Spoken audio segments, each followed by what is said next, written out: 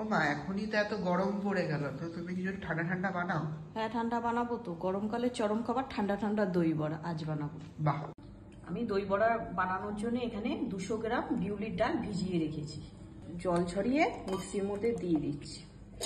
ও দিয়ে দেবো লঙ্কা দুটো আর একটুখানি সামান্য আদা। ও জল দিয়ে বেটে নেবো। আমার ডালটা বাটা হয়ে গেছে, এবার থালাটার মধ্যে আমি নিয়ে নিই। দেবো গোটা জিরে, হিঙের গুঁড়ো, আর দেবো স্বাদ অনুযায়ী সামান্য লবণ। ফেটিয়ে নিতে হবে।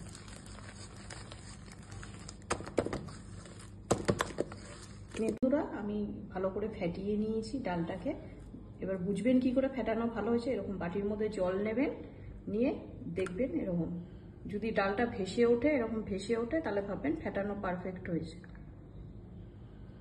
তেলটা গরম হয়ে গেছে, সবসময় লো ফ্লেম করে তারপরে বড়াগুলো ভাজবেন। এক এক করে বড়াগুলো ছেড়ে দিচ্ছি তেলের মধ্যে। তেল ভাজা হয়ে গেছে বন্ধুরা, আমি আরেকটি উল্টে দিলাম। আমার বড়াগুলো ভাজা হয়ে গেছে, আমি কড়াই থেকে বাটিতে তুলে নিচ্ছি। দেখুন বন্ধুরা, দই বড়াগুলো আমি ভাজা হয়ে গেছে। বাটির মধ্যে আমি নর্মাল জল নিয়ে নিয়েছি, এর মধ্যে দেবো 2 চামচের 1 চামচ বিট লবণ। এর আগে আমি যেহেতু নুন দিয়েছিলাম, বেশি নুন আমি দেবো না। 2 চামচের মতন চিনি দিয়ে জলটা আমি আস্তে আস্তে জলের মধ্যে দিয়ে দেবো। বড়াগুলো এই জলের মধ্যে আমি ঘন্টাখানিকের জন্য 2 ঘন্টার মতন ভিজিয়ে রাখবো। গ্রিন চাটনিটা তৈরি করে নিচ্ছি। প্রথমে দেবো ধনেপাতা, দেবো 2 কাঁচা লঙ্কা, আর এই 5 কোয়ার মতন রসুন রস, 2 আমি কেটে নিয়েছি ছোট। একটু নুন দিয়ে দিচ্ছি, বিট লবণ, স্বাদ অনুযায়ী চিনি। এই দেখুন বন্ধুরা, 2 ঘন্টা পর চলে এসে থালাটা তুললাম।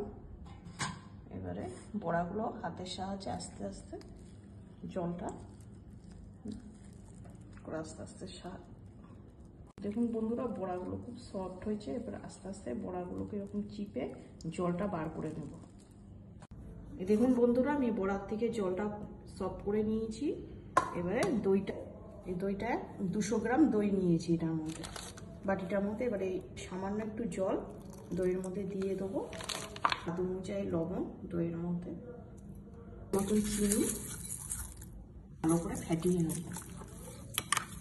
দেখুন বন্ধুরা, দইটা আমার ফেটানো হয়ে গেছে। এবার আমি দইটা বড়াগুলোর মধ্যে ঢেলে দেবো। বড়াগুলো দইয়ের মধ্যে দিয়ে দিয়েছি। বড়াগুলো ওই বাটির মধ্যে সার্ভ করবো। দেবো এর মধ্যে গ্রিন চাটনি,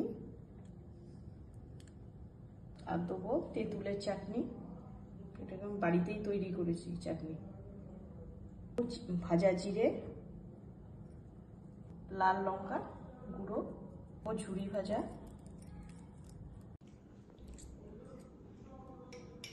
দারুণ হয়েছে একদম।